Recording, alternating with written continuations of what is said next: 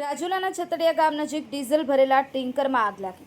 Bhavnagar Somnath national highway ઉપર diesel ભરેલ ટેન્કરમાં લાગી આગ। ડીઝલ ભરેલા ટેન્કરમાં આગ લાગતા બંને સાઈડ વાહનોની લાંબી કતારો લાગી।